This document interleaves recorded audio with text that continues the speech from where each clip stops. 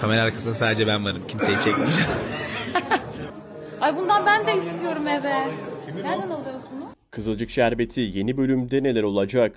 Hepiniz yeni analiz videomuza hoş geldiniz. Bu hafta yine oldukça dikkat çekici gelişmeler var.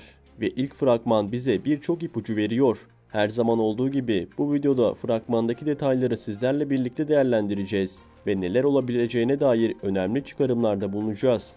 Videomuza geçmeden önce eğer siz de Nursema eski haline geri dönsün, içten ve samimi kişiliğiyle yeniden karşımıza çıksın diyorsanız videomuzu beğenerek bu düşünceye destek olabilirsiniz. Bakalım bu duyguyu paylaşan kaç kişiyiz?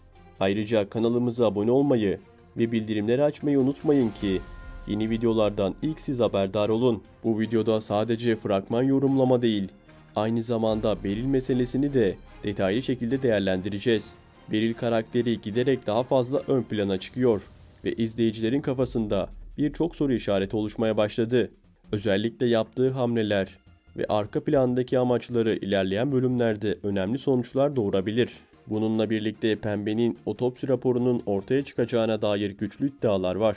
Bu raporla birlikte cevapsız kalan bazı sorular da yanıt bulabilir. İzleyicinin merakla beklediği bu gelişme dizinin gidişatında büyük bir kırılma noktası yaratacak gibi duruyor. Elbette göz önünde olan olayları ve karakterler arasındaki gerilimleri de göz ardı etmeyeceğiz. Hazırsanız detaylarla birlikte yeni bölüme dair tüm gelişmeleri konuşmaya başlayalım. Nursema şu sıralar bambaşka bir ruh hali içinde. Annesi Pembe ile tam anlamıyla bir anne kız ilişkisi kuramadan onun ani kaybıyla büyük bir boşluğun içine düştü. Bu acıyı bastırmak ve içindeki keşkeleri hafifletmek adına adeta annesinin davranışlarını benimsemeye başladı. Konuşma tarzı, mimikleri ve olaylara tepkileri artık neredeyse birebir Pembe'yi andırıyor. Bu durum sadece izleyicilerin değil, yakın çevresinin de dikkatinden kaçmıyor. Özellikle Firaz cephesinde bu değişim sorunlara yol açmaya başlayacak. Firaz Nursema'yı derin bir sevgiyle bağlı olduğu bir insan olarak görse de bu sürekli değişen ruh hali ve Pembe'yi taklit eden davranışlar onun için zamanla yorucu hale geliyor. Şu an için Nursema'nın yaşadığı yaz sürecine saygı duyuyor ve büyük bir anlayışla yanında duruyor. Ancak sabırlı tutumu ne kadar güçlü olsa da bir noktadan sonra bu durumun sürdürülebilir olmadığı açık. Yeni bölümde Nursema ve Firaz arasında ilk kez küçük çaplı bir tartışma yaşanabilir. Firaz geçmişteki gibi sorunlarından kaçan ya da dışarıda ilgi arayan biri değil artık. Bu sefer Nursema'yı gerçekten seviyor ve onun değiştiğini açık bir şekilde dile getirerek tekrar eski haline dönmesi için elinden geleni yapacak. Bu aralarındaki ilişki için önemli bir dönemeç olacak. Çünkü Firaz artık yaşananları görmezden gelmek yerine Nursema ile yüzleşerek ona destek olmayı tercih edecek. Nursema'nın geçirdiği bu büyük değişim sadece Firaz'la ilişkisini değil, Ünal ailesiyle olan tüm bağlarını da etkileyecek. Artık olaylara daha sert, daha kararlı ve kimi zaman kırıcı bir şekilde yaklaşıyor. Bu yeni tavırlar aile içinde huzursuzluğa yol açıyor ve Nursema neredeyse her bireyle küçük ya da büyük tartışmalar yaşamaya başlıyor. Özellikle bir anda Ünal ailesini bu kadar önemseyip savunmaya başlaması bazı izleyiciler tarafından mantıklı bulunmuyor. Çünkü Nursema'nın geçmişte yaşadıkları düşünüldüğünde bu ani sahiplenme duygusu oldukça çelişkili duruyor. Fatih de bu gerginliklerin farkında ve açıkçası Nursema'nın tavırlarından o da rahatsız olmaya başladı. Bu nedenle daha sağlıklı düşünmek ve biraz uzaklaşmak adına amcası Ömer'le dertleşmeyi tercih edecek.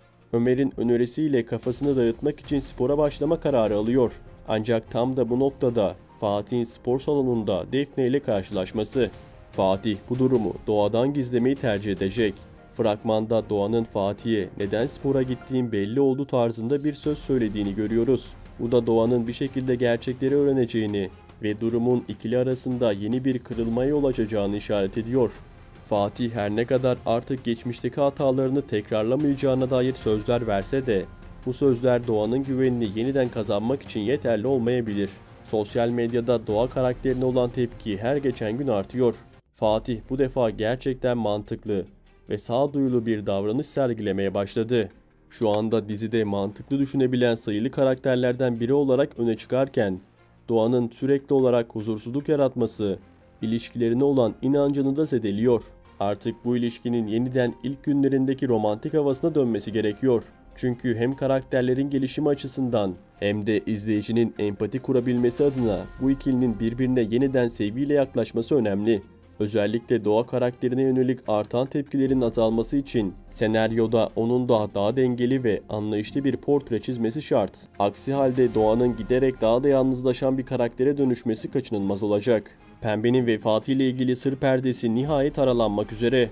İlk başta doğal bir sebeple hayatını kaybettiği gibi yansıtılan bu olayın aslında bir zehirlenme sonucu meydana geldiği ortaya çıkacak. Bu gelişme dizide tüm dengeleri sarsacak ve karakterleri şok edecek nitelikte olacak. Bu gerçeğin öğrenilmesiyle birlikte peki bunu kim yaptı sorusu gündemin en sıcak konusu haline gelecek. Şüphelerin kısa sürede Işıl üzerinde yoğunlaşması pek şaşırtıcı olmayacak.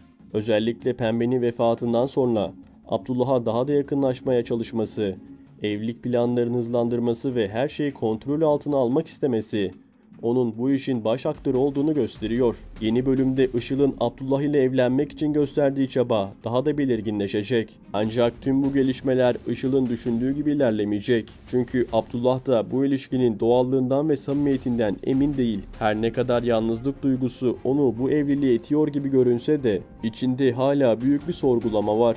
Işıl'ın baskın karakteri ve sürekli bir şeyleri yönlendirme çabası Abdullah'ı rahatsız etmeye başlayacak. Bu da izleyiciye şu soruyu sorduracak. Acaba Abdullah bu evliliği son anda iptal mi edecek? Bana kalırsa bu evlilik büyük ihtimalle gerçekleşmeyecek.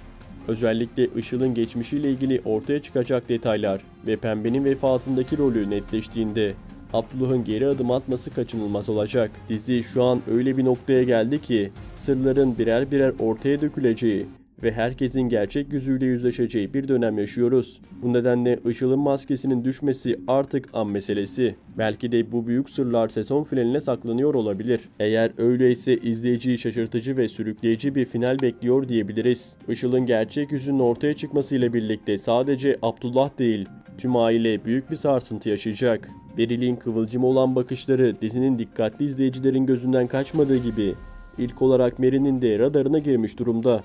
Mary, Beril'in Kıvılcım'a karşı gizleyemediği bu garip ilgiyi fark eder etmez yakın dostu olarak Kıvılcım'ı uyarma gereği duyacak. Ancak Kıvılcım her zaman olduğu gibi kendi bildiğini okumaya devam edecek. Beril geçmişten gelen sırlarla dolu bir karakter. Taşıdığı kin ve içinde biriktirdiği öfke sadece Kıvılcım'a değil, aynı zamanda Ömer'e karşı da yönelmiş durumda. Bu intikam planı oldukça derin ve karmaşık görünüyor. Beril'in amacı bu ikiliyi ayırmak değil, onlara en hassas yerden, en savunmasız noktalarından darbe vurmak olabilir. Bu da doğal olarak akıllara çiftin bebeklerini getiriyor. Ancak bu noktada kritik bir soru devreye giriyor. Gerçekten bu kadar ileriye gidecek mi?